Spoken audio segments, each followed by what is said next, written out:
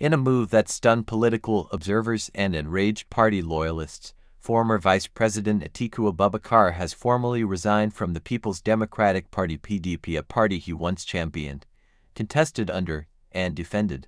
The defection is not just a routine political realignment. It's a seismic event with implications that ripple from Abuja to every state capital. But the big question is, why now? What does this say about the PDP's strength, and is this the beginning of a political reshaping ahead of 2027? Atiku's resignation comes at a time of internal turmoil within the PDP. The party, already weakened by factional disputes, multiple defections, and lackluster opposition leadership, now faces a full-scale identity crisis. Frank Shuaibu, a close ally and media strategist for Atiku, didn't mince words. He said the PDP has lost its voice, a stinging indictment of a party that once controlled Nigeria's presidency for 16 straight years. For a man who has spent decades maneuvering through Nigeria's complex political landscape, this departure is not impulsive, it's strategic. More than a resignation, this is a loud rejection of the PDP's current trajectory. And while many, especially Wike's camp, dismissed it as good riddance, the reality is more complicated. This is not just Atiku quitting a party, it's Atiku testing Nigeria's entire political framework. And the political battlefield is already reacting. To understand Atiku's move, one must rewind the tape and analyze the PDP's slow but steady unraveling since losing power in 2015. Once the most formidable political machinery in Africa, the PDP has in recent years become a house divided. Its internal democracy has weakened, its electoral relevance diminished, and its ability to unify around a clear national agenda eroded. The 2023 elections exposed these cracks: poor coordination, inconsistent messaging, and a leadership vacuum. Atiku's clashes with Rivers State strongman Nyesom Wike became a public affair during the build-up to the 2023 elections. What began as a disagreement over zoning turned into an all-out factional war. Despite efforts by party elders to broker peace, the damage was irreversible. Wike's camp viewed Atiku as elitist and out of touch. Atiku's supporters saw Wike as a power-hungry disruptor. The PDP was left paralyzed, unable to offer a unified front against the APC or rally the public around a compelling alternative. In a country desperate for reform and stability, the PDP's infighting was a gift to the ruling APC. Atiku, perhaps recognizing that the PDP brand was no longer a viable vehicle for his political ambitions, began exploring alternatives. His flirtation with the ADC now appears to be a full-blown romance. But is the ADC prepared to carry the political weight of a national heavyweight like Atiku, or is this another temporary alliance with no ideological spine? If you want a true measure of how personal Nigerian politics can get, look no further than the reaction from Nyesom Wike's camp. Almost gleeful, aides like Tony Okocha labeled Atiku Abubakar's resignation from the PDP as good riddance. It was more than just political banter, it was a calculated move to delegitimize Atiku's legacy within the PDP and strip him of any residual influence. But this dismissiveness may be short-sighted.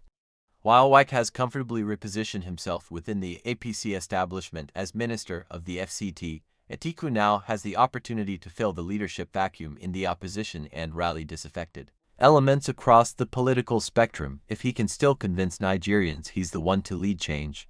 The public reaction to Atiku's defection has been sharply divided and deeply emotional. On social media platforms like X, formerly Twitter, Facebook, and WhatsApp groups, Nigerians have split into factions. Critics, particularly among younger voters, see Atiku as a political opportunist who has jumped from party to party with no ideological compass. He only used PDP as a ladder, said one viral post that amassed over 20,000 likes. Yet in the North and Northeast, many still view him as a stabilizing figure, someone who stayed with the PDP during turbulent times, even as others like Wike openly sabotaged it. But perhaps the most compelling reactions are coming from politically neutral Nigerians. To them, the Atiku-Wike rift is just another elite squabble, detached from their everyday struggles with food inflation, rising unemployment, and widespread insecurity. The prevailing sentiment: fatigue. People want leadership, not political theater. Still, beneath the drama lies a more profound and dangerous reality. Atiku's resignation and Wike's concurrent alliance with the ruling APC leaves the PDP directionless and increasingly hollow. With no clear leader, fractured loyalty among governors, and no national mobilization strategy for 2027, the party stands on the brink of collapse. The Labour Party, though popular with youth, lacks deep-rooted grassroots structures. Smaller parties like ADC or IPGA don't possess the machinery or resources to contest nationally on their own. If Atiku is truly aligning with ADC, it may signal an attempt to engineer a broader opposition merger. Conversely, if these factions remain disjointed, the APC's dominance could go unchallenged not due to overwhelming popularity, but simply because the opposition failed to get its act together. That, arguably, is the most significant consequence of Atiku's exit, not just the loss of a party stalwart, but the disintegration of any real alternative to power. Many see Atiku's resignation as a prelude to a final attempt at the presidency in 2027, but the strategy isn't just about ambition, it's about control. By exiting the PDP, Atiku has freed himself from internal battles and realigned himself with a smaller, more pliable political party like the ADC. In this setup, he becomes the kingmaker, not a pawn in someone else's game. What's more telling is the timing.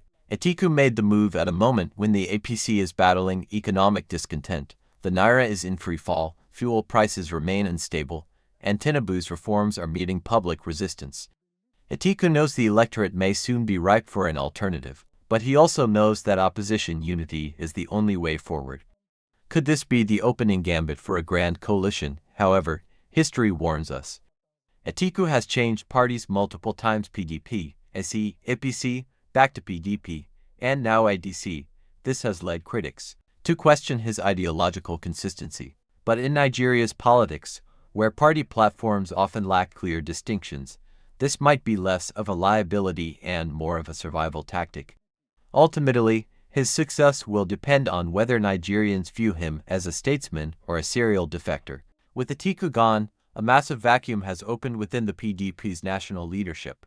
Who fills it? Wike, Tambuwal, Ayu, or will a completely new figure emerge from the ashes of the old guard?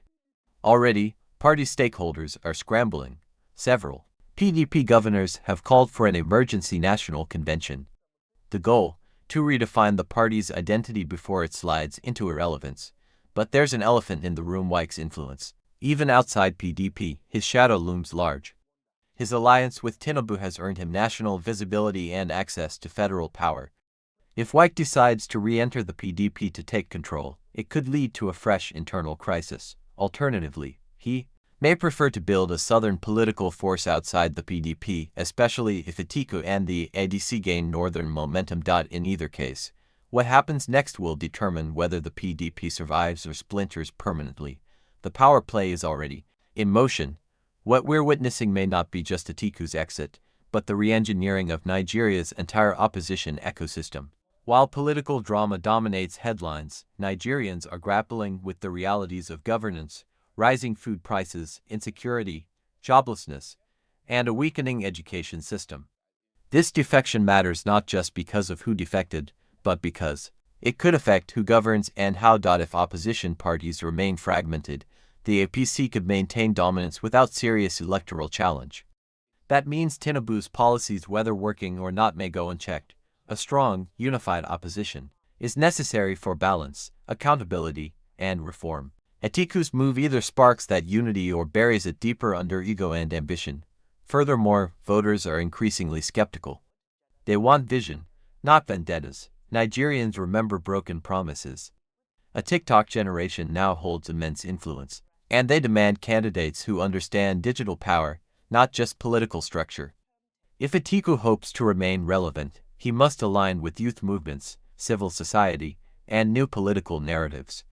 Otherwise, his defection will be remembered as a final gasp, not a strategic shift. In conclusion, Atiku Abubakar's resignation from the PDP is more than just a headline, it's a pivotal chapter in Nigeria's political evolution. Whether it marks the death of the old opposition or the birth of a new movement depends on what happens next. Will other PDP figures follow him out? Will a new coalition emerge? Will Nigerians embrace him yet again, or reject him outright? The political terrain is shifting fast, power is being recalibrated. And in a nation of 200 million voices, The people, not just the politicians, must drive the next wave of change. This is your moment to engage, question, and act. So, to all viewers, the next election starts today. Follow the patterns, read between the lines, and most importantly, make your voice count. That's it for today's deep dive. If this breakdown gave you clarity, drop a comment below and tell us your thoughts. Do you think Atiku's move is wise or weak? Don't forget to hit the like button, subscribe for more explosive political insights, and share this video to wake more Nigerians up. The 2027 race has already begun and you're now ahead of the curve.